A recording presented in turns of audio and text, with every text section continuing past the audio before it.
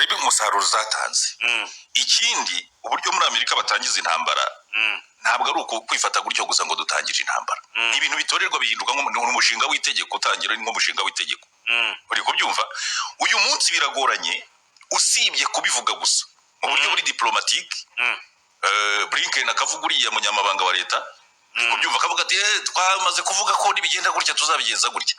Ariko kwifata ukavuga ngo Amerika kuri iyi nshuro igiye mu ntambara n'Abarusiya, iyo diweri ntabwo ntekereza ko Kongere y'Amerika ishobora mu by'ukuri kuvuga ngo irabyemeje. Uri kubyumva? Cyakora igihe kimwe perezida ashobora gukoresha wenda ububasha afite, hari ububasha bwihariye perezida hari muri Amerika agira, ashobora gutangira Kongere ishobora kumunaniza bakavuga ngo ndifashe. Hari ububasha buriya bwihariye afite bwo gutangiza intambara kabisa. Igihari ntabwo ntekereza ko Amerika yamaze kubona ko bayitanze hariya iribuze kubijyamo, ariko Uburusiya bwo bwamaze kubyitegura kuva kera ko uramutse ubuje imbere bwayijyamo. Biriya bintu Amerika yari bizi neza, ahubwo amagambo yavugaga yari gukangata. OTAN biriya bintu irabizi neza. Uri kubyumva? Gusa hirya y'ejo nibwo nabonaga uyu Anthony Blinken avuga ko Amerika ngo igiye kuba yohereje abasirikari muri turiya duce muri biriya bihugu bya Estonia, Lithuania na turiya duhugu twimanyaguye natwo kuri ntuza, ngo bazaba bari kunekera hafi ngo barebe uko byagenda, mbese ni nk'ingabo ngo zimeze nka standby force. Umutwe ngo witeguye gutabara aho rukomeye. Uri kubyumva? Ariko ukabona ni ibintu bimeze nka nyirarureshwa, kuko uyu munsi niba bashaka gutabara bigendanye no mu by'ukuri n'icyizere bari bahaye Kiev, akwiye kubikora mu buryo buri indirect, mu buryo bw'ako kanya. Hanyuma reka dutekereze Amerika n'abanyaburayi baramutse bafashe icyemezo bakaba bati tuje kwirukana ingabo za Putin Kiev, turaje turanyura muri Polonye, tunyure mu bindi bihugu turi kumwe ndetse no mu bindi tutari kumwe, ariko tunyuremo ku mbaraga. Kuko nko mu ntambara y'isi yose twabonye Ubudage buvuga buti icyambu cyacu ni mu Bubiligi, utabishaka ariko turanyuramo. Ese bavuze bati turaje tunyure mu bihugu dufatanije n'ibindi tudafatanije ngo tuhace ku mbaraga tuze ku kibi ni cyiza. Urabona hacura iki? Hacura ikintu kibi byaba bibi byanze bikunze, kuko uhururiza Abarusiya. Ni ukuvuga ngo Uburusiya uyu munsi ugiye kureba imiterere y'intambara buri kurwana bushobora kubona inshuti z'impanuka bigendanye n'iki, bigendanye n'umwanzi bari kurwana.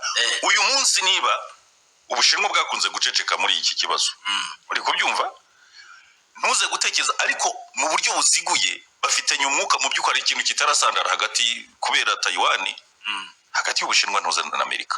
Kwakunze kuvuga ngo erega intambara y'Ubushinwa na Amerika ntishoboka. Ubwo Taiwan gusa na Hong Kong yishyireho. Yego, uri kubyumva?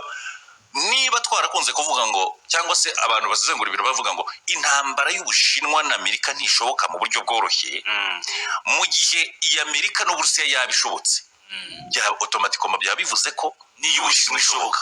Byaba bivuze iki rero? Abashinwa bashobora guhita bahaguruka bagahita bavuga batari kurabizi, Abarusiya ntibakabamenyere, reka tubaze inyuma. Ariko nutekereza ko bahita bavuga ngo reka duhagurukane ibifaru tujye kugira gute, bahita bavuga bati Taiwan bite byanyu harya mwebwe harya ngo murashaka kwigenga, byabazinduka bashyizeho ibendera kugira ngo babereke ko noneho ibintu byose bishoboka. Uri kubyumva? Ni ukuvuga kujyana ibendera hariya ubwo ni ikimenyetso gitoya mfashe gishoboka. Ibyo bintu bakora byaba bivuze iki? Byaba bivuze ngo sasa natwe turahari. Bya bindi mwavugaga ngo ntibishoboka noneho birashoboka, nuko intambara ahita bagikwira. Uruhande Ubushinwa bwajyaho ubu ni ukuvuga ngo uyu munsi aka kanya mu birebana n'intambara umwanzi wa Amerika automatically yahinduka inshuti y'Ubushinwa, ariko igihari inshuti y'Uburusiya. Utekereze ko Ubushinwa bwegeranye n'Ubuyapani. Yego. Kandi Ubuyapani bwishyize muri bya bihugu byafatiye ibihano Uburusiya. Yego. Bivuze ko buri inyuma ya Amerika. Nicyo bivuze.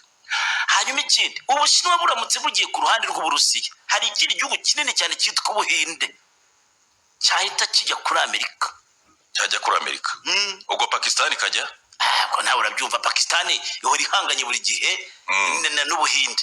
no kuvuga ngo hari abantu bapfa kare gace ka Peshawar. hari utuntu tumeze nk'utudiwere dusinziriye turi aho ngaho twahita tuba active hanyuma tubona Iran isanzwe ifatanije n'abarusiya mu gihugu cya Syria bari kumwe hariya umuntu yabanza akareba uribuka igihe abanyaburayi na Amerika bafataga icyemezo cyo kohereza ibisasu biremereye ku butaka bwa Syria Iran n'abarusiya si babisamye yego uribuka igihe Iran yarasaga ibirindo bya Amerika muri Iraq igihe bari barishe wa mujenerali Qasim Soleimani uzi ko babaje Uburusiya ati tubikore aho ati niba mwumva mubishoboye mubikore bahita babikora kandi nibwo bwa mbere ibirindo bya Amerika birashweho n'igihugu nk'igihugu n'ubwa mbere kandi Amerika ntabwo yigeze isubiza aravuga ati ibi bintu baduteye ibintu ntabwo twe tuzi ko ibintu bifite wari uzi ko Iran yahita ijya ku ruhande rw'Uburusiya kandi Iran iramutse ibonye ibintu byadogereye yahita itera Israel intambara ikabigeza mu burasirazuba bwo hagati yego Israel isanzwe iri ku ruhande rwa Amerika Misiri gahita bigenza gute Israel ibaje wa Amerika Misiri kabigenza gute Misiri buriya yajya kuri Amerika tu kuko Misiri ibihugu by'abara Misiri ishobora kutagira uruhande ijyaho kuko ishobora kuvuga ati nitujya ku ruhande runaka Israel ishobora kudusenya ibihugu by'abarabu na Israel uko bameranye urabizi